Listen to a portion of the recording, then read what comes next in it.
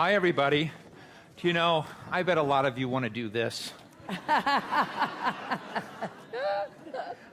I'm here with Anne-Marie Slaughter. Anne-Marie, as many of you know, was the director of policy planning at the State Department, one of the coolest jobs in Washington, D.C., in the world, actually. She is the Bert Kerstetter 66 University Professor Emerita of Politics and International Affairs at Princeton University. She was for a short time, because Ta-Nehisi Coates and you, I think, are neck and neck, has written for The Atlantic one of our most read of all time articles in sort of the 167-year history of the magazine, called Why Women Still Can't Have It All. And most recently, she is the president and CEO of New America, a think tank and civic enterprise here in Washington, D.C. And of her many things that she's done, she also is the source of the title for this conference, Unfinished Business. So I want to tell you that when we were struggling for the title of this event, I saw that next year The Economist is going to have an event that kind of goes around the world that deals with some LGBT issues. Their title is Pride and Prejudice. It's such a great title. It's such a great title. Such a great title. And it just turned in my head. And then I said, really, what we're about is unfinished business. So I called Anne-Marie, and I said, may we please steal the name of your book, which is for sale out in the lobby, and I've got it right here, and you'll sign some of them, right? Absolutely. But this is Unfinished Business, Women, Men, Work, and Family. And Anne-Marie, thank you so much for being here. It's really an honor. I want to pose to you the same question that I posed to you in our chairman's home, David Bradley, and ask that in your exploration of modern relationships and the stresses on men and women at work and men at work and how this has evolved, whether you saw any insights into same-sex relationships, transgender relationships, sort of the different relationships that are out there that don't traditionally fit and aren't often discussed in the pages of The Atlantic. So, Steve, I love being here. I love being here with you. And as I said to you when you asked me that question, I was so thrilled to be asked that question, because over 3 years of thinking about how we're going to get to fundamental equality between men and women, and really deprogramming myself in many ways, I came to the conclusion that gay and lesbian couples, transgender couples, are actually leading the way for all heterosexual couples. So at the center of the book is the story of two close friends of mine, two women who are both psychotherapists, who get married and have children, and then have to decide who is going to be more at home and who is going to be more at work. They're both going to keep doing both, but they've got twins, 4-year-old twins, and just think about that for a minute. They definitely, one of them is going to have to be more at home. And so I write about how they make that decision. And of course, they don't make that decision through any essentialist gender logic. They do not think you are the woman and I am the man, so naturally I will be more the breadwinner and you'll be more the caregiver. They think, who makes more money? Who has the better boss? Who wants to be more at home? Who's more ambitious for their career? Who can do it now versus maybe later, in terms of thinking about these are young kids versus when they're teenagers.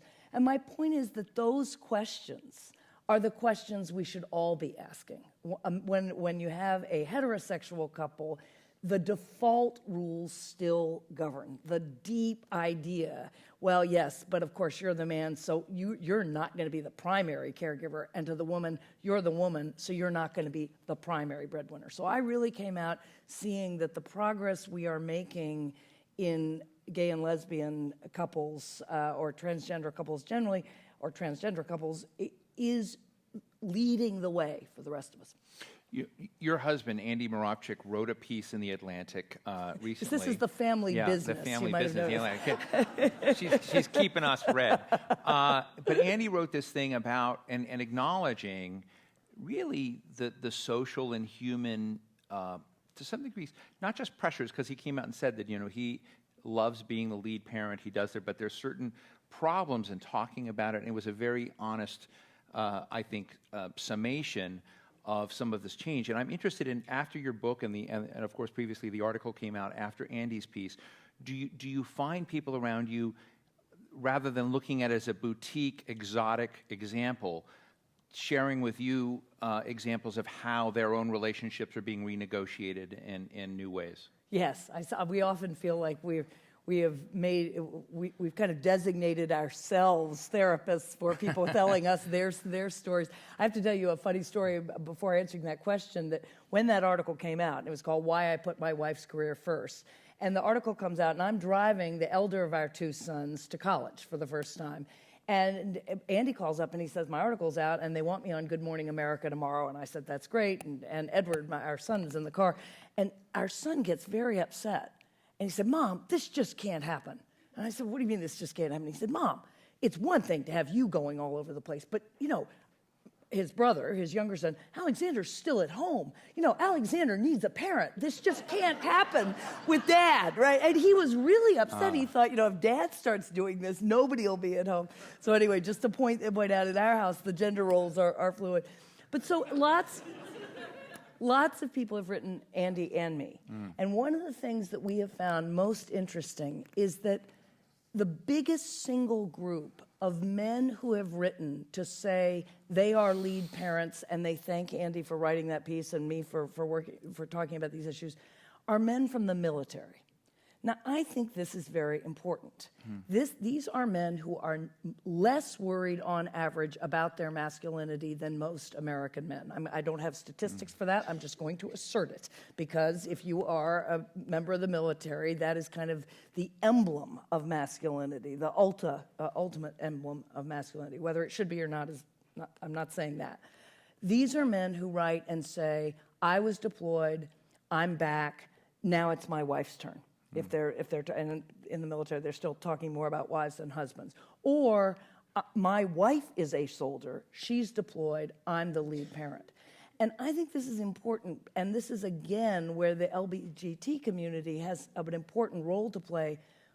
We've got to get into the sort of nitty-gritty of what is masculine and what is feminine, and what the other sex, regardless. I mean, this can be two men and two women, too, because we have gender roles regardless, right? Whether you're two men or two women, you still have deep gender images, as well as a heterosexual couple. And we have transformed what being feminine is about. You can have Monet Davis. You can have Serena Williams, right? You can have lots of really competitive women who are sexy women. We have got to get into the sexy men who are caring men. And that's where I think the people who are writing us, we're trying to sort of bank those stories and think about how do we open up that conversation. How flexible and nimble do you think these structures can be? We had a conversation this morning with Cynthia Nixon and Stacey Ann Chin. Stacey Ann Chin has a show coming out on Broadway on Monday called Motherstruck. And she tells her story. It's a one-woman show about a black Chinese lesbian single who wants a baby and goes through the whole process of doing that. And so it made me think of the fact that, in our conversation, she's negotiating with herself and I guess the rest of society about what those roles will be. So in your thinking, do you find yourself open to all possibilities? And if you were to have very avant-garde parent-child relationships in which roles are there, and if that is done, because I know you're a huge proponent of things like childcare or greater provision of that, what are the important public goods that can make that nimbleness in family structure more realistic? So to start, absolutely. My view is a family are the people you love. And they can be biological, and I'm very fortunate. I genuinely adore pretty much all the members of my biological family. And, somebody said, I wrote this in the book, I won the parent lottery. But I also, I know that's fortunate. But members of my family also include former students, people who I've mentored over the years, who started spending holidays with us, who are part of our sons' lives. So my view is families are the people you love, and if you don't get the biological, it should actually be both, regardless. So however you construct that, I also think that's critically important for us as a society, because as my generation ages, and I'm the height of the baby boom, we have got to find ways for caring for each other. And it cannot be, at least I certainly don't want it to be, a world in which I'm living only with other 80 or 90-year-olds. I want multi-generational living. Multi-generational living happens around the world, but mostly in biological family. We're going to have to do it with constructed families. So I think this is a huge policy issue around enabling people who love each other and want to take care of each other to be able to do that. And imagine what that would be if you created incentives for real estate developers to create multi-generational communities with clinics and childcare and the ability after school care, things that assumed in that community the elders of the community would be part of the child care arrangements. Again, we're recreating what happens in traditional societies. But the last thing I'll say is I'd be more impressed if that show were about a man who said, I want a child. I want to be able to Hear have a that, child. Cynthia? Well, in a sense, I think this is too focused on women and not enough on the men who want to have that part of their lives, the caring part of their lives, just as acknowledged and supported as we expect women to have. Let me just, we're getting near the end of our time, and I want to make sure that Anne-Marie has enough time to meet all of you who want to buy the books out in the lobby. But the Williams Institute has this great graph that my team showed me that said for every dollar that a man in a married opposite-sex couple receives, if you then compare that to a woman in a married opposite-sex couple, she makes 63 cents on the dollar. A man in a same-sex couple makes about 98 cents compared to the dollar there. This is just in the aggregate because I'm sure there are breakdowns in other categories. But a woman in a same-sex couple makes 79 cents. But for what's interesting is that while women are not treated well in either case, it looks like same-sex women couples achieve better. And the speculation is it's because they have more control over child, greater negotiation, and that women in traditional relationships are in a much more confined situation. Is that what you found? So I'm not certain. I mean, what I would think is that, again, in a heterosexual couple, the woman, it's still this woman equals care, right? So women can also equal breadwinning. Like, you can look at a woman and say, yes, of course, she can be a lawyer. But if she has children, she must be taking care of those children. That means she must not be able to put as much into her work. That's what goes on when women make less, as opposed to the man, where you think man has children, he's the provider. But the assumption is he's the provider of cash, not care. And that's what we have to break. That's the nexus we have to break, to say, no, the man is the provider of cash and care, and so is the woman. If you were to be the first woman president of the United States. That will not happen. That I'm confident of. But thinking about a first woman who is president of the United States, what do you think she might be able to really do in this realm of identity and family and getting the equation, a healthy family right? What are the important needles that need to be moved?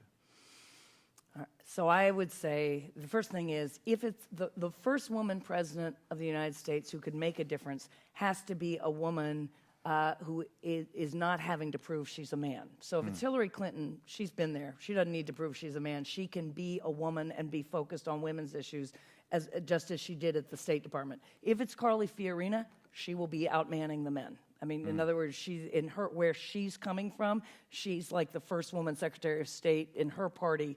She will not focus on women's issues. I think a woman president or a man president, and Barack Obama's done a lot of good in this regard, who wants to focus on these issues, we must do this collectively. That president has to stand up and say, we are not going to get here one CEO, one company, one prominent woman at a time. We are going to get here collectively deciding what kind of society we want to be. We must have paid leave. We must have paid parental leave for men and women. We must have access to high-quality early child care period, and elder care. If we do not do this, we will not be competitive with our peer nations going forward, and we will be endangering our own national security. And that is the national agenda. Not a woman's agenda, but a national agenda. Okay, 30 seconds. What would you do about ISIS in Syria and Iraq? So I think the president's pretty much got it right. We cannot send in ground troops. We cannot, and in the end, we, meaning anyone who is a non-Muslim majority nation, cannot resolve this. This is an intra-Islam fight, but we can and must contain it, and we're doing it right by supporting local nations. I just wanted to show you a bit more of the brilliant mind of Anne Marie Slaughter. Ladies and gentlemen, Anne Marie Slaughter, President and CEO of New America. Thank you so much.